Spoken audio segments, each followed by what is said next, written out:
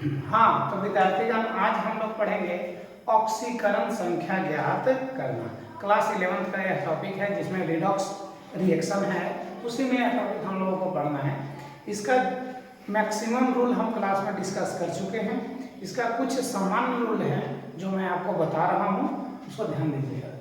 लिखा हुआ है क्या? ऑक्सीकरण संख्या ज्ञात करना, फाइंड द ऑक्सीडेशन नंबर। ठीक है जी। पहला जो इसमें नियम होता है वह कहता है कि मुक्त अवस्था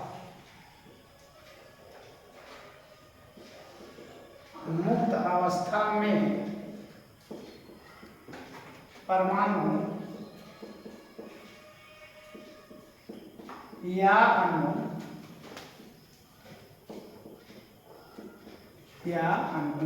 का ऑक्सीकरण संख्या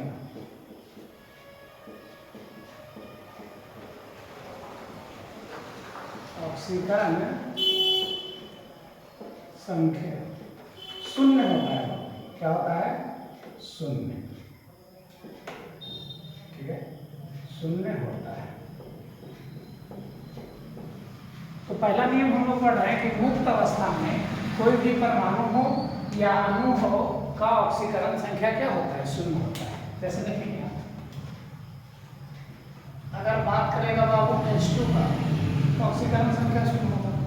बात करेगा Cl2 का ऑक्सीकरण संख्या शून्य होगा। बात करेगा H का ऑक्सीकरण संख्या शून्य होगा।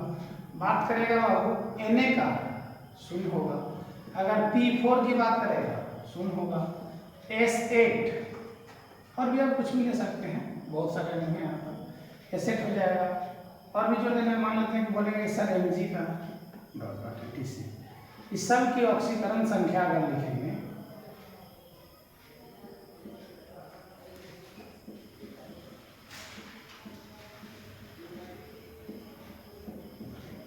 ऑक्सीकरण संख्या क्या होगा? शून्य होगा। सब की ऑक्सीकरण संख्या क्या हो जाएगा? शून्य हो जाएगा। मुक्त अवस्था में रहेगा तब सिंगल कोई भी आएगा बाबू तो सबका ऑक्सीकरण संख्या क्या होगा? शून्य होगा। दूसरा नियम कहता है इसमें रूल नंबर 2। दूसरा नियम इसमें बोल रहा है बाबू कि क्षार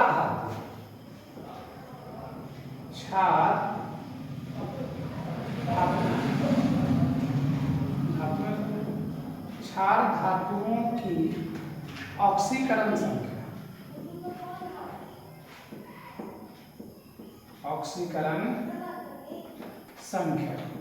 क्षार धातुओं की ऑक्सीकरण संख्या।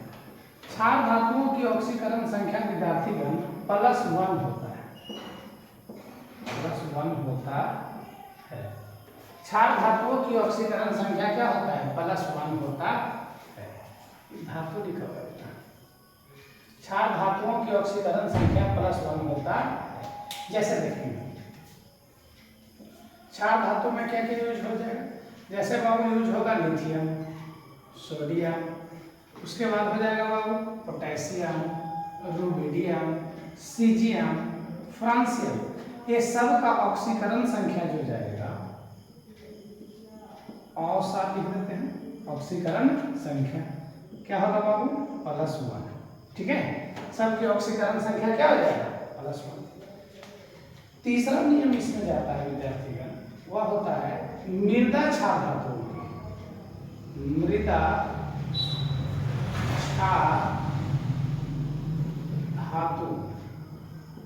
मृदा क्षार धातुओं की ऑक्सीकरण संख्या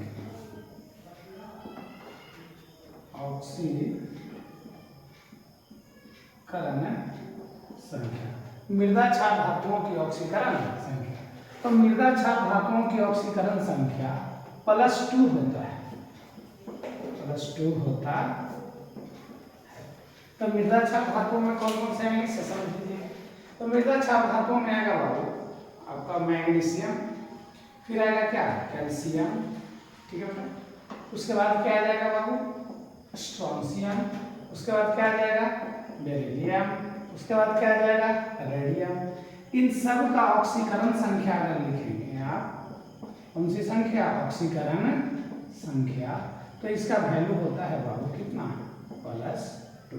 याद रखेंगे सारे नियम को, ठीक है। चौथा जनरल रूल में आता है बाबू कि जो ऑक्सीजन होता है, ऑक्सीजन की ऑक्सीकरण संख्या, ऑक्सीकरण संख्या, तो ऑक्सीजन की ऑक्सीकरण संख्या याद रखेंगे -2 होता है, ठीक है। हाइड्रोजन की ऑक्सीकरण संख्या, ऑक्सीकरण संख्या, हाइड्रोजन की ऑक्सीकरण संख्या +1 होता है। क्लोरीन की ऑक्सीकरण संख्या याद रखेंगे बाबू, चाहे क्लोरीन हो, इसी में लिख देते हैं, क्लोरीन, ब्रोमीन, आयोडीन, फ्लोरीन, इन सब की ऑक्सीकरण संख्या -1 होता है, ठीक है। उसके बाद आप याद रखेंगे पर ऑक्साइड, 5 नंबर में लिखेंगे क्या, पर ऑक्साइड, पर ऑक्साइड की, पर ऑक्साइड की ऑक्सीकरण संख्या, ऑक्सीकरण संख्या, तो पर ऑक्साइड जो होता है उसकी ऑक्सीकरण संख्या पर ऑक्साइड की -1 होता है, ठीक है। आगे लिखेंगे 6 नंबर में हाइड्राइड, हाइड्राइड की ऑक्सीकरण संख्या,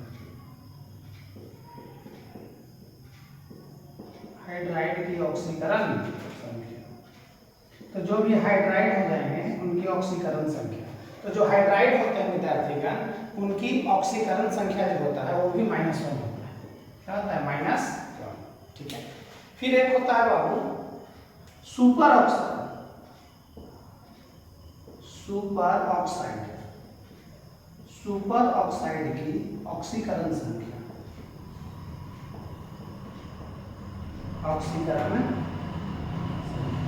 तो सुपर ऑक्साइड की ऑक्सीकरण संख्या अगर देखेंगे तो यह होता है -1, सुपर ऑक्साइड की ऑक्सीकरण संख्या आप देखते हैं, सुपर ऑक्साइड की तो क्या होता है -1 बेटा। एक होता है बाबू 6 के बाद 7 नंबर में देखेंगे, एक होता है OF2, ठीक है, तो OF2 की ऑक्सीकरण संख्या,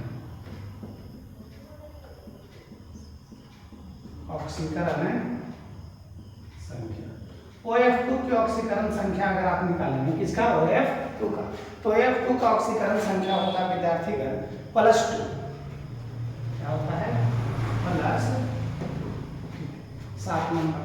8 में याद रखेंगे जितने भी धातुएं होती हैं, जितने भी धातुएं होते हैं उन सब की ऑक्सीकरण संख्या पॉजिटिव होता है, धातुओं, धातुओं की ऑक्सीकरण संख्या,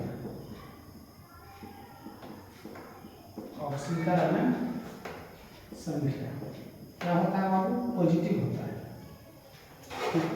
9 नंबर में लिंगेट्स की ऑक्सीकरण संख्या,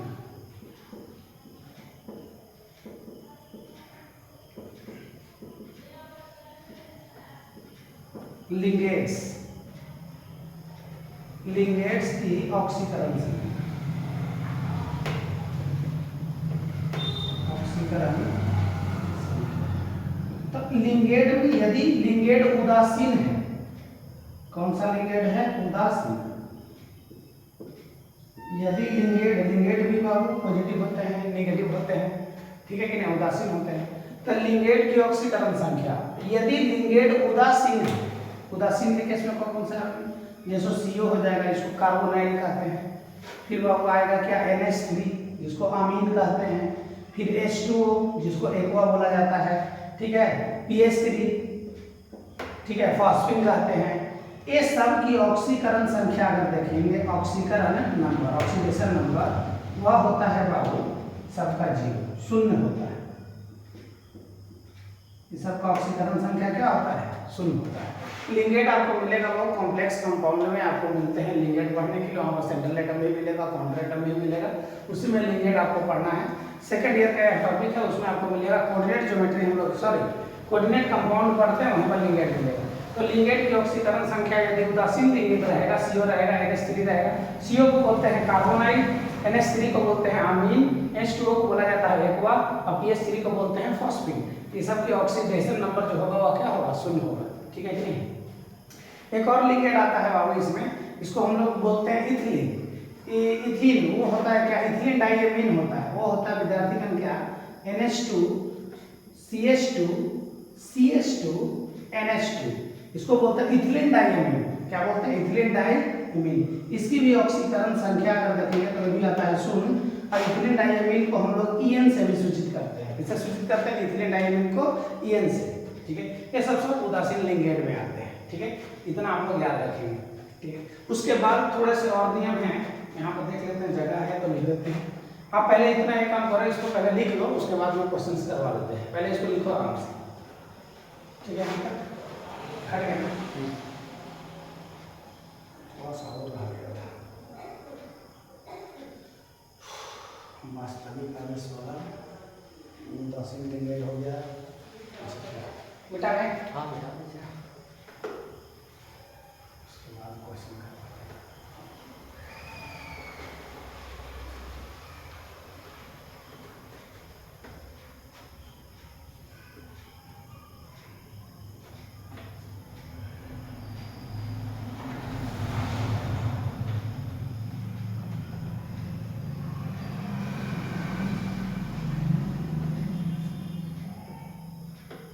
कितना मिनट चलिए, 11 मिनट। अच्छा ठीक है, कर देते हैं।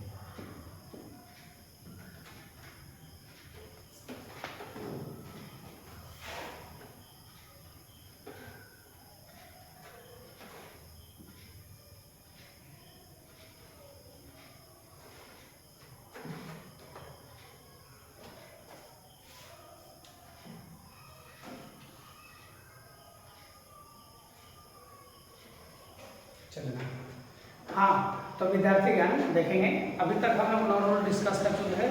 रूल नंबर 10 में आते हैं। रूल नंबर 10 कहता है विद्यार्थीगण, इसे समझेंगे।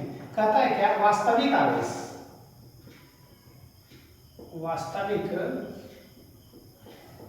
आवेश, आवेश दो होंगे, एक होगा वास्तविक आवेश और दूसरा होगा आभासी आवेश। आभासी आवेश, ठीक है, ऊपर वाला हो जाएगा नेचुरल चार्ज। यह वास्तविक आवेश, वास्तविक जो आवेश होता है विद्यार्थीगण, वह जो होता है वह आयनिक यौगिकों में पाया जाता है। इसमें आयनिक यौगिकों में पाया जाता है।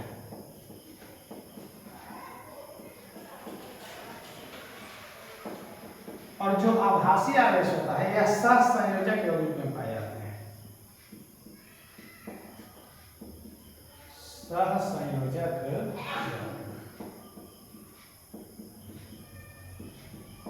ठीक है। 11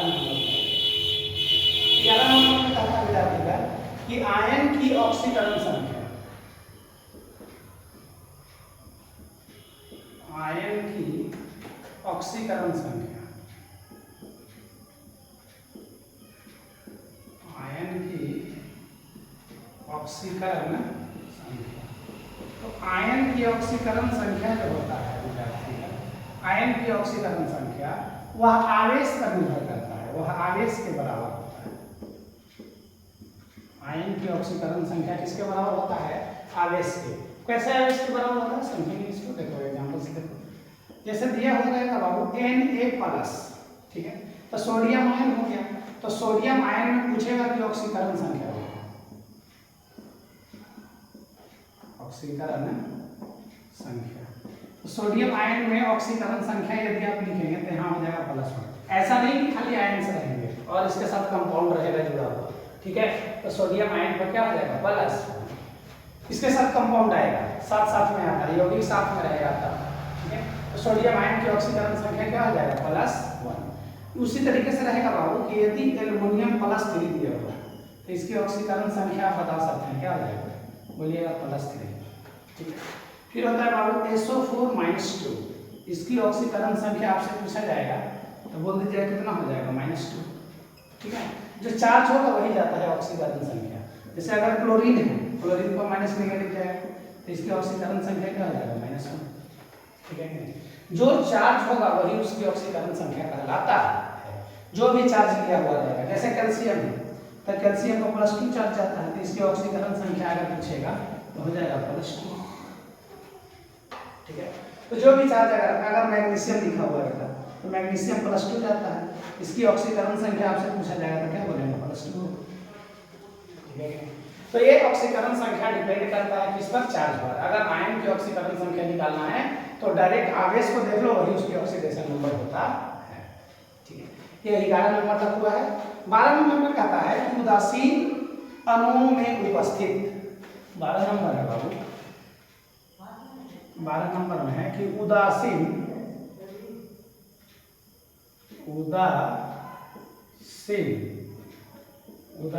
अणुओं में उपस्थित, उदासीन अणुओं में उपस्थित, उदासीन अणुओं में उपस्थित सभी परमाणुओं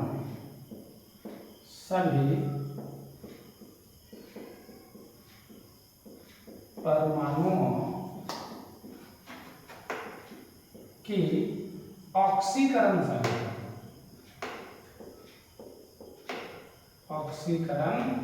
संख्या का योग मतलब जोड़ का योग क्या होता है बाबू, 0 होता है, 0 होता है। मतलब उदासीन अणुओं में उपस्थित सभी परमाणुओं की ऑक्सीकरण संख्या का योग क्या होता है, 0 होता है। देखेंगे कैसे होता है, देखो एग्जांपल से क्लियर कर देते हैं। जैसे दिया हुआ है बाबू HCl, HCl एक कंपाउंड है, इसका ऑक्सीकरण संख्या अगर पूछेगा तो देखो उदासीन अणु है, ये पूरा का पूरा एटम आपको दिख रहा है, क्या है, उदासीन है। क्यों? क्योंकि क्लोरीन पर चार्ज जाता है -1 और हाइड्रोजन पर चार्ज जाता है +1, तो -1 और +1 दोनों एक दूसरे को कैंसिल करेंगे, इसका ऑक्सीकरण संख्या क्या मिलेगा, ऑक्सीडेशन नंबर मिलेगा। क्या बात समझ में आ रहा है? दूसरा यदि NH3 के देखते हैं, NH3 के केस में आपको पता है हाइड्रोजन पर जाता है +1 और नाइट्रोजन पर जाता है -3, तो देखो तो -3 और +3 दोनों एक दूसरे को कैंसिल आउट करेगा, तो यहाँ बन जाएगा क्या, इसका ऑक्सीडेशन नंबर हो जाएगा 0। तो इस तरीके से हम लोग लिखते हैं। अब इसमें कुछ क्वेश्चंस हैं, उन क्वेश्चंस को हम क्लियर करते हैं उधर। ठीक है, पहले इसको इतना लिखो, उसके बाद में क्वेश्चंस दे रहा हूँ, उसको क्लियर करेंगे। ठीक है, बता दें बुक लाओ, तो ये लोग में से क्वेश्चन नहीं आते हैं।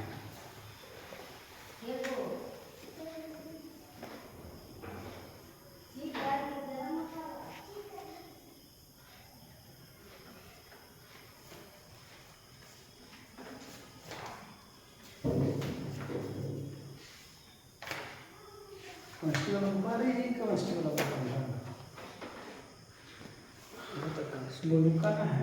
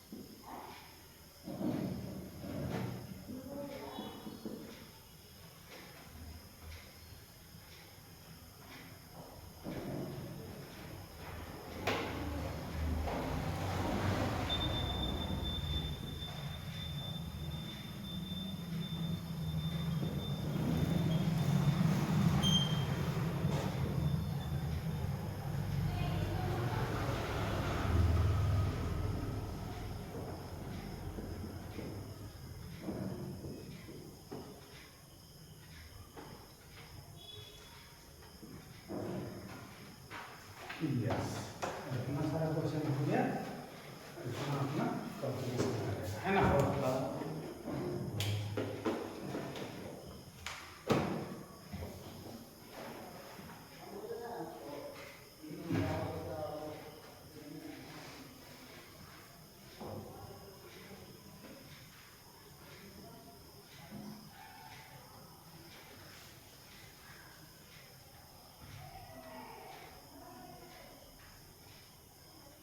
चलेगा? हाँ चलेगा।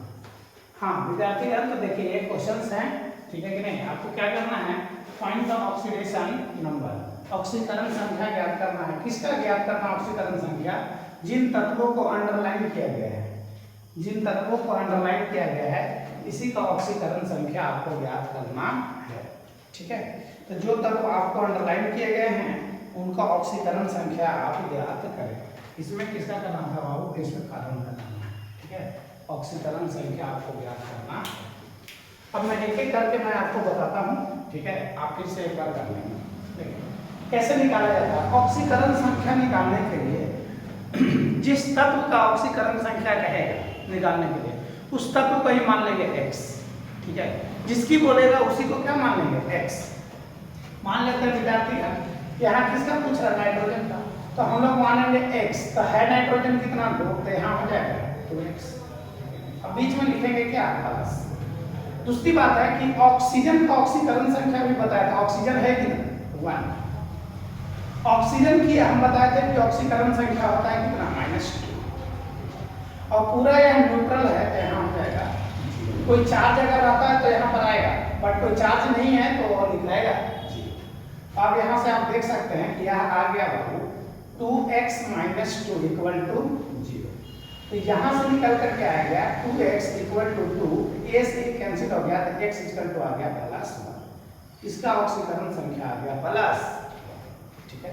तो N2 जो है बाबू इसकी ऑक्सीकरण संख्या आ जाए N2O का ऑक्सीकरण संख्या आएगा +। दूसरे में आते हैं विद्यार्थी, ध्यान दें, जिसको निकालना है, फिर से बोल रहे हैं, जिसको निकालना है उसको मानते हैं x, तो इसको मानेंगे x, बीच में होगा प्लस।